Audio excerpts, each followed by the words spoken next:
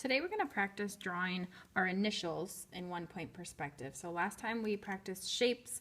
Today we're going to move on to your letters that'll go on your portfolio. So you're going to need a few things today. You need a 9x12 piece of paper. You need a ruler, a pencil, and possibly a big eraser. You're also going to use one of these 3x4-inch cards to space out your letters. The first thing I want you to do is find the center of your paper. Now last time we used an X to find the center, but your portfolio is gonna allow for you to make the measurement. So I want you to practice that on your 9x12 paper today. So I'm gonna hold my ruler at the bottom of my page. It's 12 inches long, so I know I need to make a mark at the 6. I'm gonna do that again at the top. On the sides, each side is 9 inches, and half of 9 is 4.5. So I'm gonna mark each side 4.5, and then I'm going to connect those lines so that I have my center point. We want to practice centering our initials today, our 3 letters. So that's why I'm finding the center as my first step. You want to make sure that every line you make is very light. I'm going to try to press down a little harder so you guys can see in the video, but when you're doing it on your own, go lightly because you'll end up erasing a lot of these lines that we just use as guidelines. Now, the next thing you want to do is place your vanishing point on this vertical line that we've centered. It either needs to be at the top or it needs to be at the bottom. I'm going to suggest that you go about 1 inch from the top. So I would put my vanishing point there.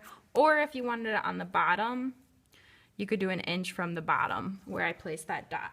The difference is if I place my vanishing point on the top, my 3 letters are going to look something like this. I see more of the shape of the top of the letter because we're looking above it. Whereas if I put my vanishing point below, I see below the letters because we're standing below them, and our vanishing point where everything leads is below those letters. So that's the difference. It's your decision. Pick one or the other. Next, I'm ready to place my letters. That's where this 3x4 card comes in. I'm going to place this as close to the center as I can. If you want to measure it, you can, but I can eyeball it and make sure it's right in the center, right there. I'm going to trace that card. This is going to be my middle initial space. It's going to be a 3x4-inch area that I want to fill with my letter. I can see I got a little off here. It's not perfect, but just for practice today, it'll work. Now I need a letter to the right and I need a letter to the left. So I'm going to mark 1 inch to the right and 1 inch to the left.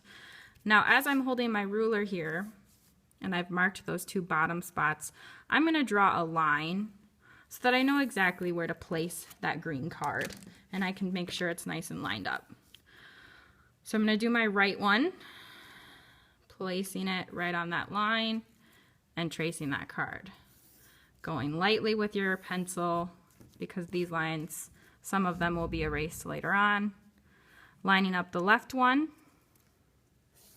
and tracing that around.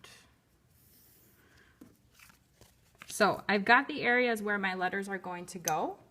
Now I'm ready to place my letters in those boxes. We want to fill them up. I do not want to see you make a letter. If this was an R, that's way too small, okay? We need to fill this box up. So I'm going to erase that and show you with the letters ART is what I'm going to use. You are going to practice with your initials because the more we practice, the better it will look when we put it on our final portfolio.